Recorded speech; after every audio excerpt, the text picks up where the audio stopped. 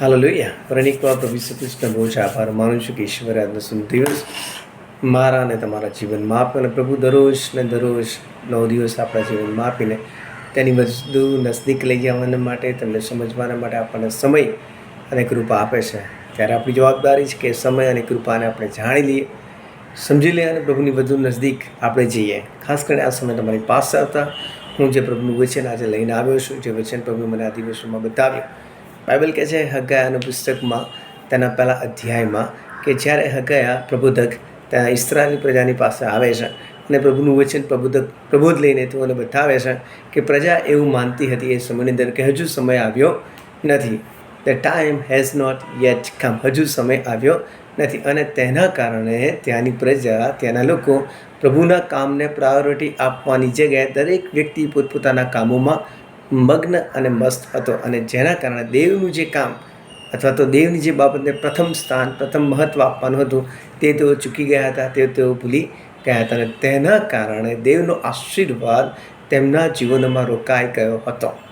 એ બાબત એવું બતાવે છે કે આજના સમયની અંદર એ જ બાબત કદાચ આજે લાગુ પડે છે આપણા માટે, આપણા કુટુંબને માટે, આપણા સમાજને માટે, આપણી મંડળીને એ જ બાબત લાગુ પડે છે કે વી ઓલ આર સ્ટીલ બિલીવિંગ.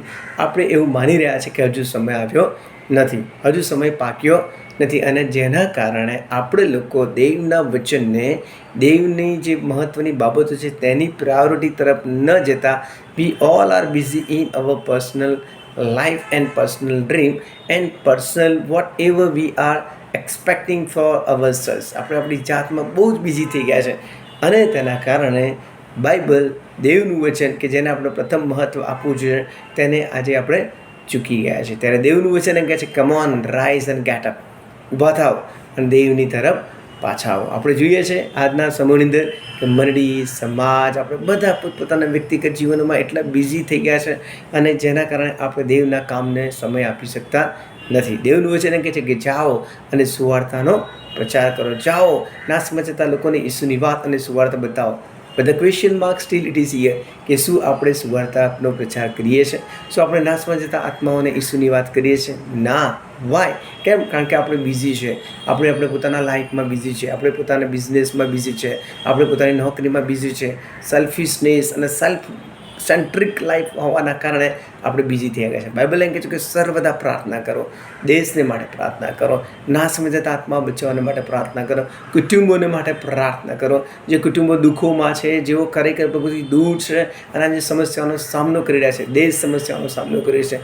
દેશમાં દરરોજને દરરોજ ગરીબી વધતી જાય છે, મોંઘવારી વધતી જાય છે, દેશમાં દરરોજને દરરોજ એમ કહે છે કે અનએમ્પ્લોયમેન્ટ વધતું જાય છે, પાપ વધતું જાય છે. પ્રાર્થના કરો. પણ ક્યાં છે આપણી પ્રાર્થના સભાઓ? ક્યાં છે આપણી પ્રાર્થના મિટિંગો? હું જોઉં છું ઘણા સમયોથી, ઘણા વર્ષોથી કે આપણા ચર્ચીસની અંદર, આપણા કુટુંબોની અંદર, આપણા મિટિંગોની અંદર પ્રાર્થનામાં સંખ્યા કેટલી હોય છે? Out of 100 I can say only 1% ઓર મે બી 0. કેટલી હોય છે? ફક્ત 1% કે 0. ક્યાં છે આપણા પ્રાર્થના વીરો? ક્યાં છે આપણા પ્રાર્થના યોદ્ધાઓ? હા, એ લોકો ક્યાં ભેગા થાય છે? કે જ્યાં સેન્ટ્રિક, જ્યાં ફોટો સેશન હોય છે. પણ જ્યારે દેવનો ફોટો સેશન આવે છે, ક્યાં છે દેવનું ફોટો સેશન? માથીને લખેલી સુવાર્તા તેના 6 અધ્યાયમાં એવું લખ્યું છે કે જ્યારે તું તારી ઓરડી બંધ કરીને પ્રાર્થના કરશે ત્યારે ગુપ્તમાં જોનાર બાપ તને બદલો આપશે. Where is our prayer meeting? ક્યાં છે આપણી પ્રાર્થના સભા? શું આપણે પ્રાર્થનામાં દેવને શોધીએ છીએ? હા, આપણે ફોટો સેશન જ્યારે થાય છે સ્ટેજ ઉપર, જ્યારે એ ગાર્લેન્ડની સાથે, ત્યારે પુષ્કળ પ્રમાણમાં લોકો આવે છે. But where is prayer meeting? ગુપ્તમાં જોનાર બાપ. શું ગુપ્તમાં પ્રાર્થના સભામાં, પ્રાર્થના મિટિંગમાં આપણે મળીએ છીએ? નથી મળતા. કેમ? કારણ કે આપણે આપણા સેલ્ફિશનેસની અંદર, આપણે હું પણામાં, કદાચ સેલ્ફ સેન્ટ્રિકના કારણે કદાચ લોકો મને જોતા નથી એ સમય અને જઈ રહ્યા નથી. That is what the biggest question mark for us. માટે જ બાઇબલ એમ કહે છે કે ઊભા થાવ અને દેવની પાસે પાછા. હગ્ગાયાના પુસ્તકમાં એમ કહે છે લોકો એવું માનીને બેઠા હતા કે સમય હજુ આવ્યો નથી. બટ આઈ ટેલ યુ, પણ બાઇબલ એમ કહે છે કે સમય પાકી ચૂક્યો છે. નવા કરારમાં પ્રભુનું વચન, દેવનું પુસ્તકમાં લખવામાં આવ્યું છે કે સમય આવી છે. God is very next, God is very near. દેવ નજીક છે, હજુ સમય છે. જાગી જાઓ, હજુ સમય છે, ઊભા થઈ જાઓ. હજુ સમય છે કે પોતાની વ્યક્તિગત પ્રાયોરિટીને, પોતાની વ્યક્તિગત સેલ્ફનેસને, પોતાના વ્યક્તિગત પ્રાઉડને, પોતાના વ્યક્તિગત દરેક જાતના પાપને પ્રભુની આગળ મૂકી દો. પ્રભુના ચરણોની આગળ પોતાની જાતને નમાવી દો અને પ્રભુને કહ્યું કે I am sorry lord.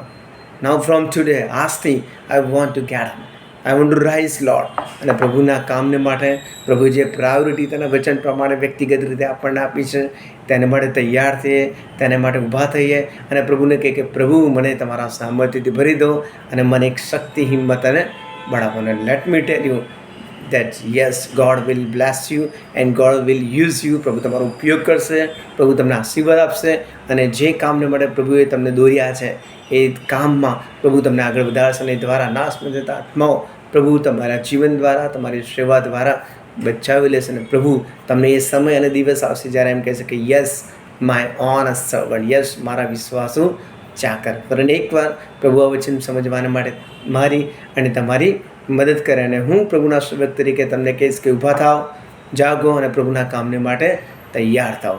Amen. God bless you.